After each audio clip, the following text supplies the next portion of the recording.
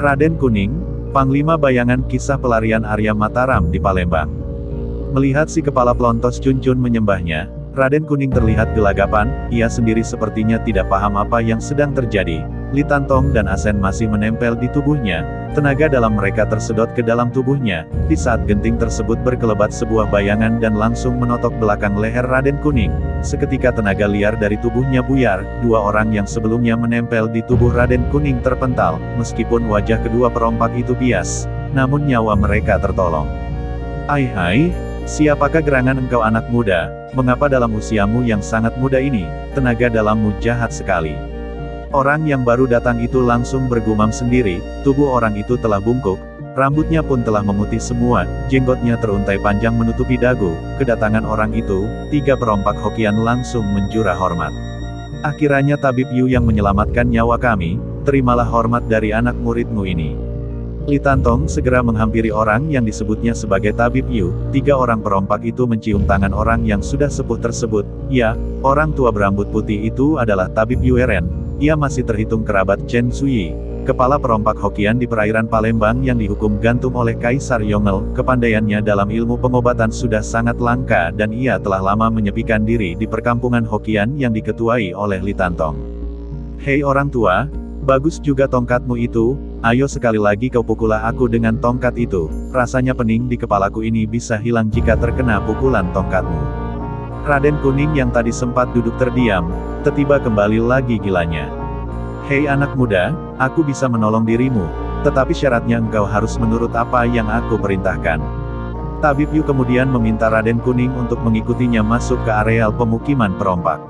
Ayo monyet kuning, kita ikuti Tabib Yu, di tempatnya banyak pisang yang bisa kita makan, kita harus berbuat baik dengan orang tua itu supaya dia mau memberi jatah pisang.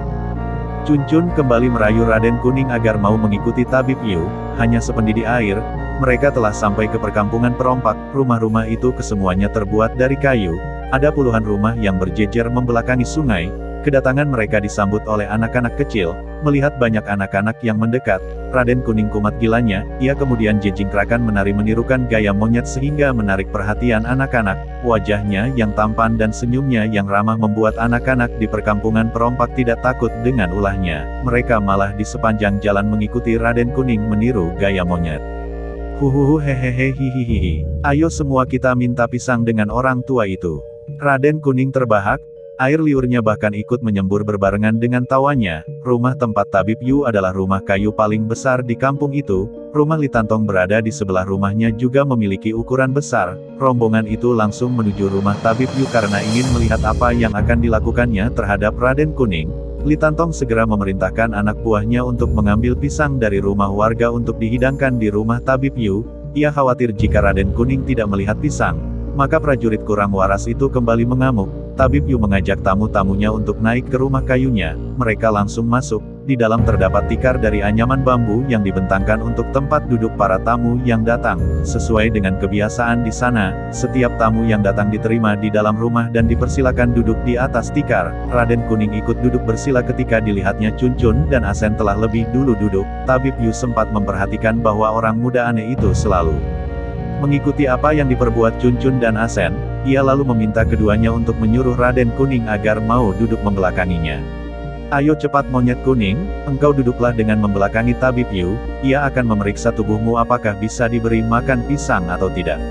Asen terkekeh pelan, benar saja, Raden Kuning sontak mengikuti perintah itu, dengan perlahan. Tabib Yu menotok dua titik di pundak dan di kepala bagian belakang.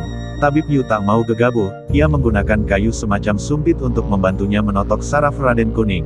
Totokan di belakang pundak berhasil, tetapi ketika memberi totokan di belakang kepala, Tabib Yu kaget, ada gulungan tenaga besar sekali menolak totokannya. Akibatnya, sumpit itu tertolak dan tidak berhasil melumpuhkan saraf di bagian kepala belakang. Sudah kuduga, anak muda ini pastilah kehilangan warasnya karena mengalami luka di belakang kepalanya. Anehnya, ada tenaga asing yang melindungi bagian kepalanya ini. Aseng, coba kau perintahkan ia agar tidak melawan. Tabib Yu bicara sambil mengambil kotak pengobatan yang berisi jarum tak jauh dari tempat mereka bersila. Ada 3 buah jarum yang dikeluarkan dari dalam kotaknya.